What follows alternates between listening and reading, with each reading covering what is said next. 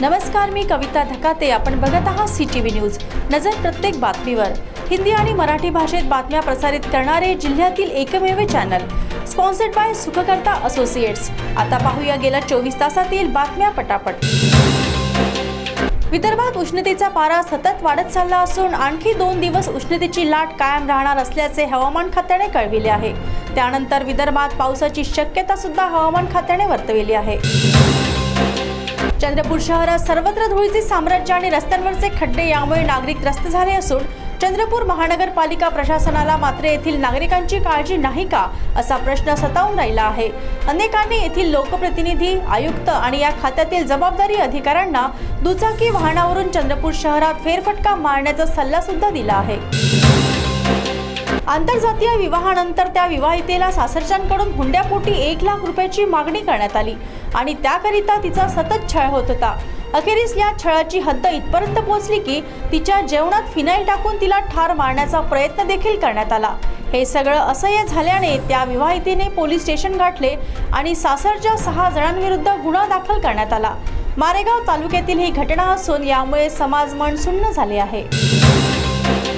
जंगलाला आग लागली म्हणून एका निरपराध शेतकऱ्याला वन अधिकाऱ्यांनी मारहाण केल्याची संतापजनक घटना वर्धा जिल्ह्यात उघडकीस आली.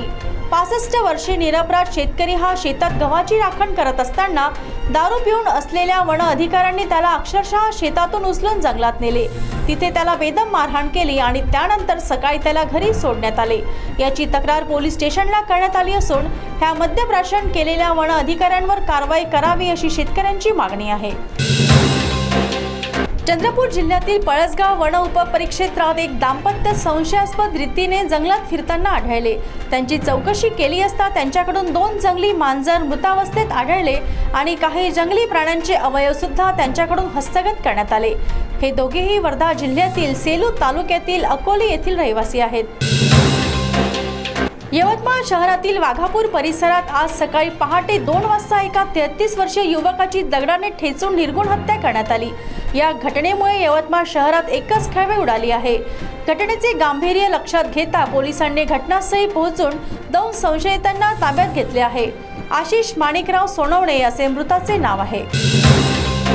गडचिरोली जिल्ह्यात नक्षलवादांचे आव्हान अजूनही कायम असल्याचे चित्र दिसत असून भामरागड तालुक्यातील कवंडे येथे नक्षल्यांनी जमिनीत स्फोटके पेरून ठेवली होती. परंतु बॉम्ब शोधक पथकाने अत्याधुनिक तंत्रज्ञानाने जमिनीत 1.5 फूट दडवून ठेवलेले स्फोटके बाहेर काढली आणि नष्ट करण्यात यश मिळवले. कवंडे हे गडचिरोली जिल्ह्यातील शेवटच्या टोकावरचे गाव. 10 दिवसांपूर्वीच येथे पोलीस चौकी उभारण्यात आली होती. हे विशेष. ऑनलाईन सायबर गुन्हेगार हे रोज नवनवीन युक्त्या वापरून नागरिकांना गंडविण्यात कमालीचे यशस्वी ठरत आहे आणि विशेष म्हणजे याचा फटका हा ग्रामीण भागातील शेतकऱ्यांना प्रचंड प्रमाणात बसत आहे. KYC करणे गरजेचे आहेच आणि हे कारण घेऊन बनावटी कॉलद्वारे सायबर गुन्हेगार नागरिकांना गंडा घालण्याचे अनेक उदाहरणे समोर आली आहेत.